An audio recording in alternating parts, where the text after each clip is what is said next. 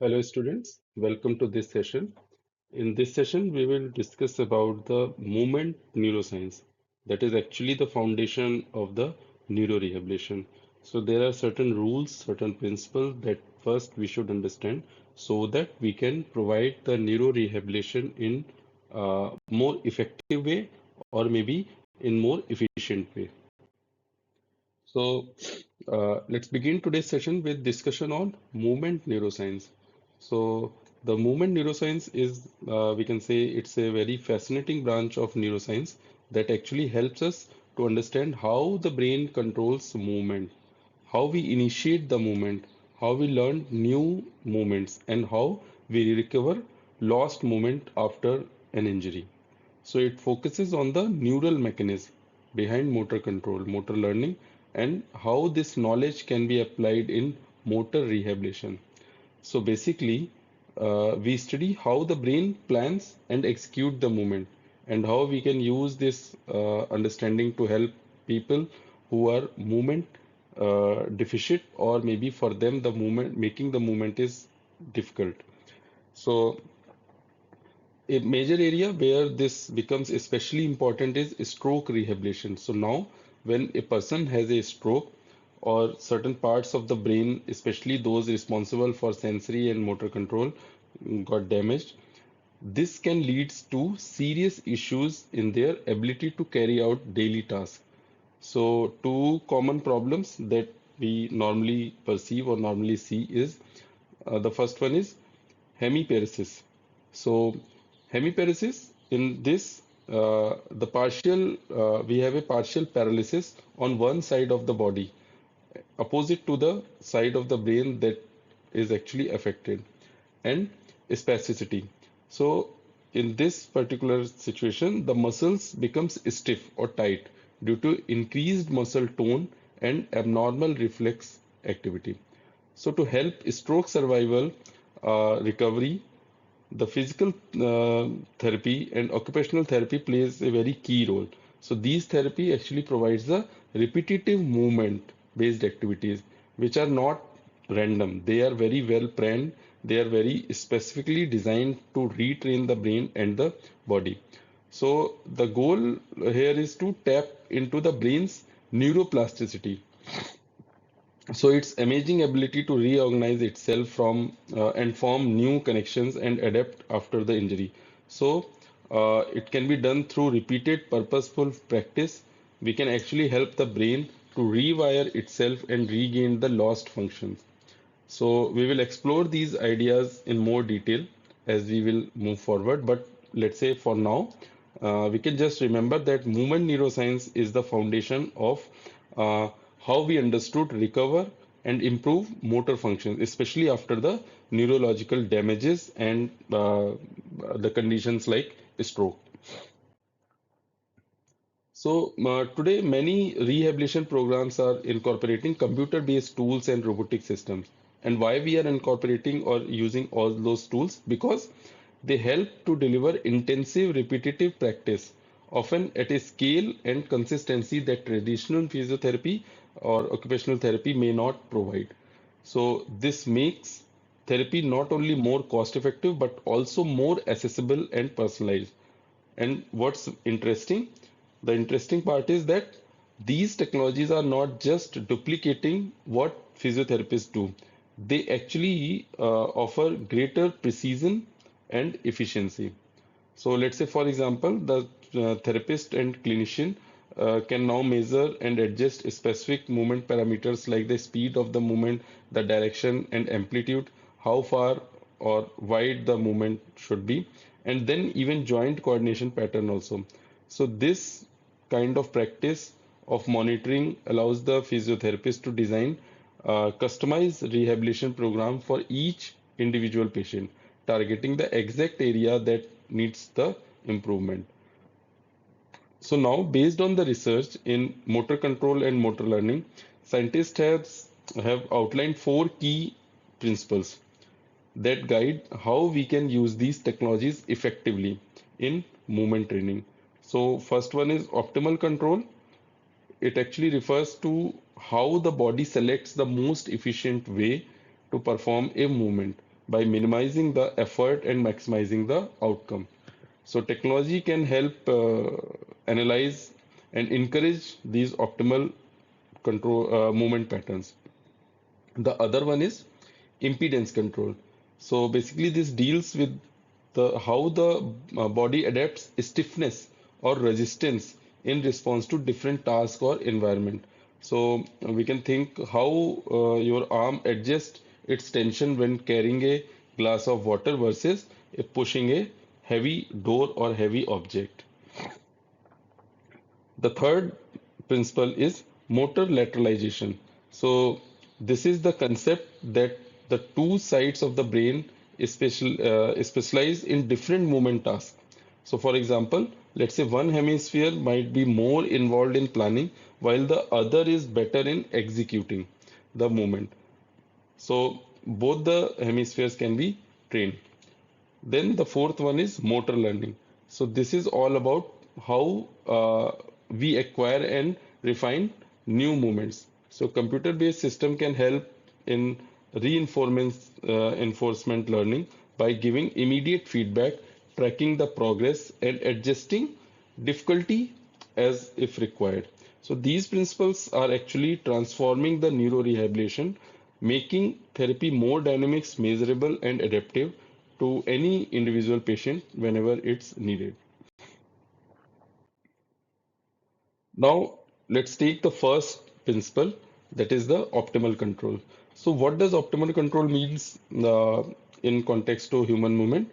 So, in simple term, it refers to how our brain plans and execute the movement in a way that it minimizes the effort while maximizing the efficiency. So in everyday life, our body automatically selects movement patterns that feel natural and energy saving, we can say.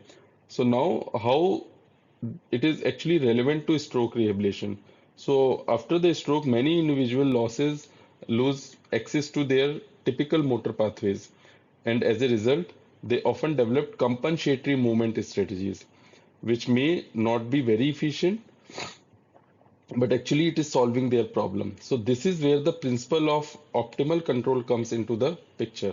So our goal in rehabilitation should be to retain the nervous system to use more efficient and functional movement patterns rather than just setting for the compensation. And this is where technology comes um, can make a big difference. So using the computer-based movement interventions, we can provide patients with real-time visual and performance feedback. And this feedback actually allows them to become more aware of how they are moving, uh, recognize less efficient strategies, and gradually adjust their movements towards more optimal patterns. So, if we take a simple example, imagine that we want to pick up a coffee cup. So, starting from the same sitting position, there are several ways your body can do this. So, one version can be you might flex your shoulder and extend your elbow, and this is more traditional and natural arm reaching movement. In another variation, you might bend your trunk slightly, reduce shoulder flexion and still reach using elbow extension. Or you might choose a pattern involve trunk flexion, shoulder abduction, elbow flexion, and forearm pronation. So all these approaches achieve the same task, but some are more efficient, less fatiguing, and better aligned with how our body is designed to move. So our job in neurorehabilitation is to guide the brain to reselect these more optimal patterns, helping patients to regain functionality without unnecessary strain on the body. So by promoting efficiency over just any movement, the principle of optimal control helps to improve long-term motor performance and limits the development and um, maladaptive behavior.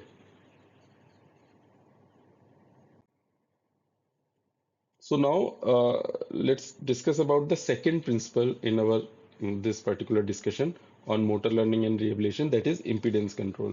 So what exactly we actually mean by the impedance in this context. So in movement science, impedance control refers to the ability of our muscles and joint to adjust their resistance to the movement, especially how stiff or flexible they are at any given time. So under normal condition, our brain constantly modulates muscle tone to ensure smooth, coordinated, and controlled movement. And this modulation actually allows us to um, adapt to changing environment, like carrying a full cup of water versus a empty glass of cup of water. So, but after the stroke or after any neural disorder, many individuals struggles with this spasticity. So this is a condition where certain muscles are overly tight or resist the movement. So this leads to abnormal muscle tone and it interferes with uh, what to say voluntary control. So how does impedance controls comes into the picture in rehabilitation? So training and strategies built on these principles aim to help patients to regain the ability to modulate muscle resistance. So the idea is to either provide resistance or assistance in a precise and controlled way, depending upon what the patient needs actually during the particular moment.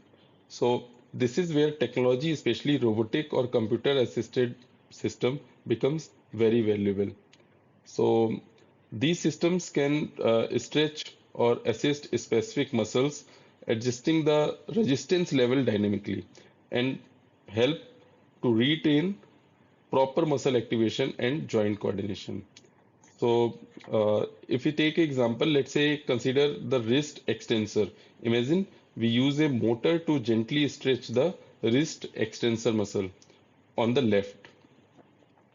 So uh, if we see the physical interaction, when this stretch occurs, we can record the reflexive muscle response using the EMG as a EMG signal. So the graph that is shown here, the first there is the M1 component, a short latency reflex, which happens almost immediately. And then comes the M2 and M3 component, which are longer latency responses involving higher level of neural processing.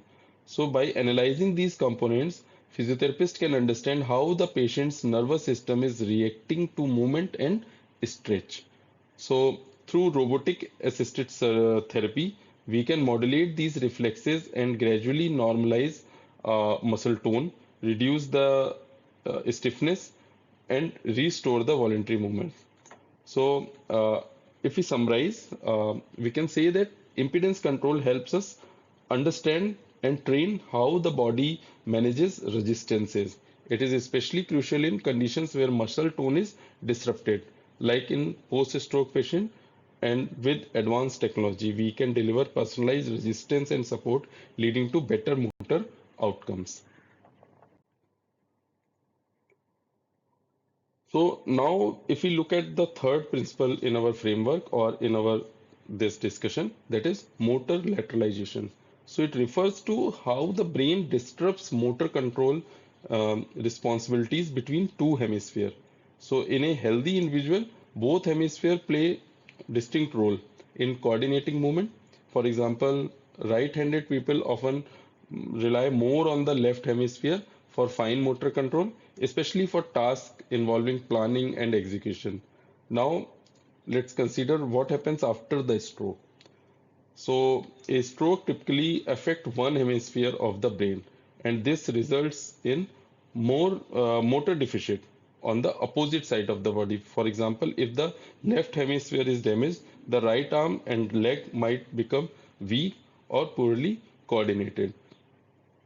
So this concept is what we mean by the motor lateralization of deficit.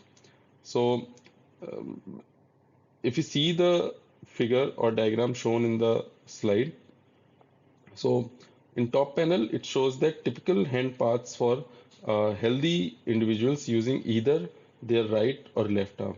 The bottom panel shows stroke patients with the left or right hemisphere damage performing the same task during the um, movement. and that is the arm on the same side of the stroke affected hemisphere. So if you notice the difference in movement pattern, so this reflects the impact of motor lateralization on the recovery. So how do we use this knowledge in rehabilitation? How we can utilize this particular information during the rehabilitation? So one common strategy is to stimulate the intact hemisphere, the one that not affected by the stroke, to compensate for the weakened function of the damaged hemisphere. So this does not mean we ignore the affected side. It means that we leverage the healthy side to support recovery. So with computer-based intervention, we can design a specific task that um, challenge and activate the intact hemisphere, encourage bilateral coordination exercises where both arms work together, and gradually promote reorganization and recovery in the affected hemisphere through neuroplasticity. So by doing this, we are essentially using the strengths of the brain's organization to our advantages. So in nutshell, the motor lateralization actually helps us to understand how the brain organizes movement after a stroke. This principle guides us to use the intact hemisphere to support recovery, and technology allows us to tailor and target interventions for better function outcome. Now let's discuss the fourth principle, that is motor learning. So which plays a central role in neurorehabilitation. So motor learning is a broad term that refers to any practice related improvement in motor performance. And if we say in simpler words, it's how we learn, refine, and retain movements through practice and experience. So let's start with familiar example. Let's say learning to ride a bicycle. So at first it's very hard to balance the handle and coordinate the pedaling. But over time, with repetition, trial and error and feedback, your brain encodes these skills, and eventually you can ride bicycle without even thinking. And this is called the motor learning in action. So in movement neuroscience, motor learning is often explored through motor adaptation tasks. So for instance, if we consider that we are using a joystick or cursor that does not move in the direction you expect, and it's slightly offset, or while reaching to for something, your hand is um, pushed off by an, let's say, external force. So in both the cases, people quickly learn to adapt their movements. They adapt their internal models through a process called predictive control. And that is essentially adjusting how they plan the movement based on the feedback. So if we further break down the key stages of motor learning, so the first stage is encoding the movement. So this is the initial stage where the brain records the motor command. So for example, if when we are riding a bike, you are encoding how to balance, how to is, maintain the handle direction, and maybe the pedal um, frequency of movement. And then the second stage is trial and error. So mistakes are the part of the learning process. Falling or wobbling sends important feedback to the brain. So each error helps the brain to refine the control strategies for better outcome. And then comes the motor adaptation. So with experience, the brain makes fine-tuned adjustments. So your movements become smoother and you develop better coordination and balance. And then comes the consolidation and memory. So over time, motor skills are stored in long-term memories. That's why you can ride the bike even after years without practice. It's become automatic. And then comes the generalization. So the skills you learn often transfer to similar tasks. For example, once you know how to ride a bike, then it's easier to learn the skateboard or maybe skiing. Also, there are two types of motor learning. One is explicit learning and other one is implicit learning. So the explicit learning is it happens with conscious awareness where like when someone gives you detailed instruction, whereas the implicit learning happens unconsciously, often without you realizing you are learning. Like bike riding of it starts in that way only. So, in neurorehabilitation, we use these principles by designing task-specific repetitive training programs. For example, using virtual environment where patients adapt to different task coordination or applying robotic or computer-based system that introduce controlled errors, encouraging the brain to adapt all those errors and learning through the trial and error. So, let's say if we summarize this motor learning, the motor learning is the foundation of functional recovery. It leverages the brain's plasticity to build and restore motor skills. And through adaptation, consolidation, and generalization, we enable patients to regain independence in daily life tasks. So, in this session, we have gone through the basic fundamental four principles of neurorehabilitation related to the movement neuroscience. And that includes the optimal control, impedance control, motor lateralization, and motor learning. And we have seen how we can incorporate all these four principles with the technology to make the neurorehabilitation program more effective and more efficient. So, thank you for your attention.